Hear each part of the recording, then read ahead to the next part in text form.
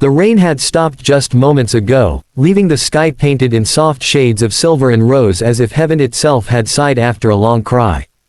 In that quiet small town nestled between the mountains and the sea lived a young woman named Elena, whose beauty was whispered about not because of her face, but because of the strange calm she carried in her eyes, a calm born not of peace but of pain she had long made peace with. She was the kind of woman whose smile made others forget their own burdens for a while, though behind that gentle curve of her lips lay a storm of unspoken prayers. For years, Elena had been known as the barren girl. The word followed her like a shadow, through the marketplace, through the church pews, through the seasons that changed but never brought her the child she longed for. Her husband, Michael, had once promised her the world when they were young and newly in love, believing their laughter would someday fill a home built with dreams.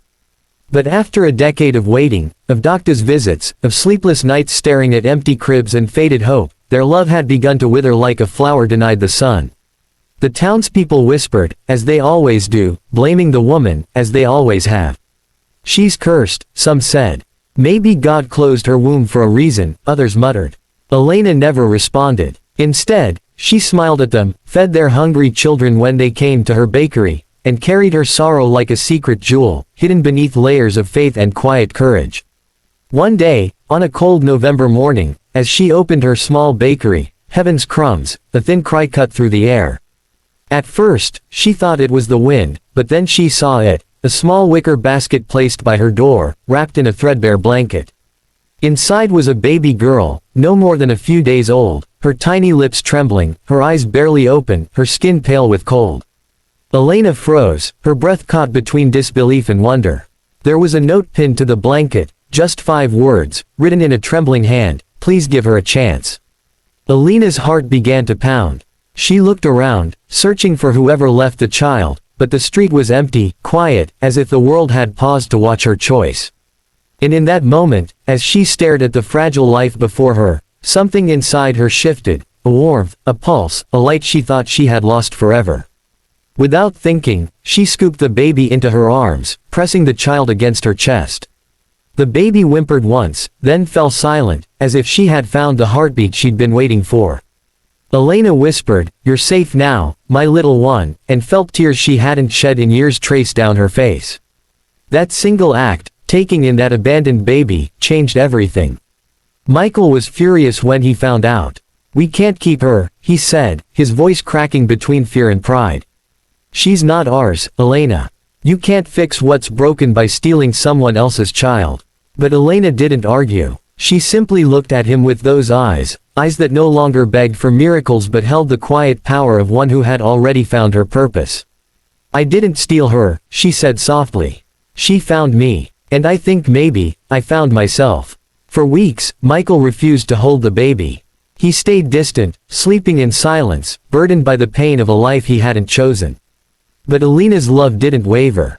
She fed the child, sang to her, and with every night the baby slept in her arms, she felt the emptiness inside her being replaced by something greater, a motherhood not given by blood, but by heart. Slowly, something began to thaw in Michael too. One evening, when he came home from work, he found Elena asleep on the couch with the baby nestled against her chest. The soft light of the fireplace danced across her face, illuminating the quiet strength that had always been there, the strength that had held their home together when hope had vanished. He knelt beside her, touched the baby's tiny hand, and for the first time, felt something break open inside him. The next morning, he brewed coffee for his wife, something he hadn't done in years, and whispered, "What do we name her?" Elena smiled, half asleep, her heart blooming like dawn. "Grace," she said, because she was sent by it. From that day forward, Grace became their miracle. The town that had once pitied Elena now admired her. Mothers came to her bakery for advice, children flocked to her shop not just for bread but for warmth. People began to say the old bakery smelled not just of sugar and yeast, but of hope. Years passed, and Grace grew into a radiant child, kind, curious, with eyes that seemed to hold the wisdom of something eternal. She would often help Elena knead dough, her little hands covered in flour, asking endless questions about life and love. One day, when Grace was 7, she came home crying because some children at school had told her she was not real, that she had no parents of her own.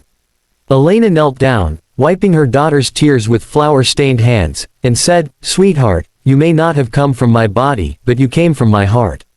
And that's where real love begins." Grace looked at her mother, and in that moment, the tears turned to laughter, the kind of laughter that heals unseen wounds.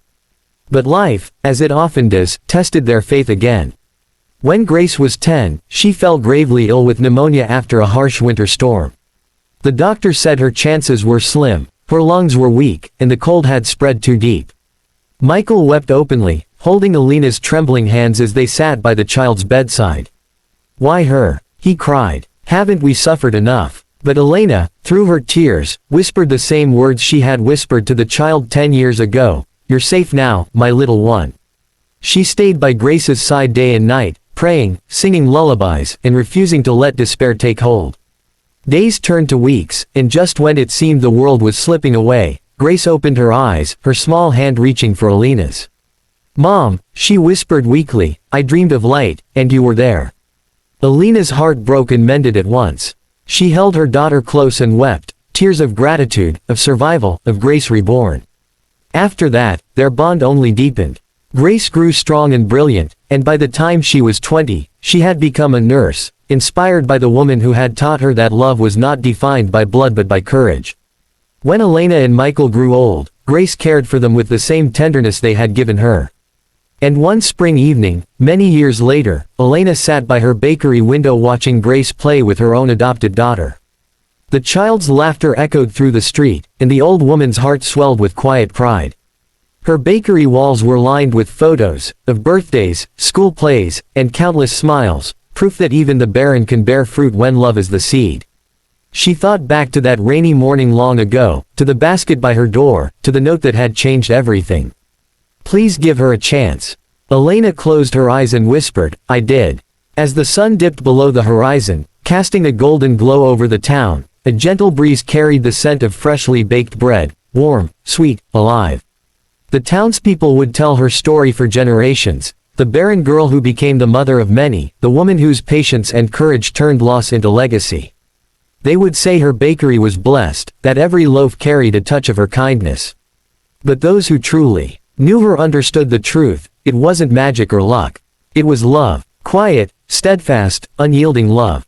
And so, when Elena finally left the world one peaceful morning, Grace placed a single loaf of bread beside her bed, still warm, golden brown, soft to the touch, and whispered, "Thank you for teaching me that even a broken heart can feed the world." The morning sun filled the room like a blessing, and for a moment, it felt as though heaven itself smiled. Because sometimes, the bravest souls are not the ones who conquer the world, but the ones who love in silence, endure in faith, and keep believing that miracles can find them, even at their doorstep.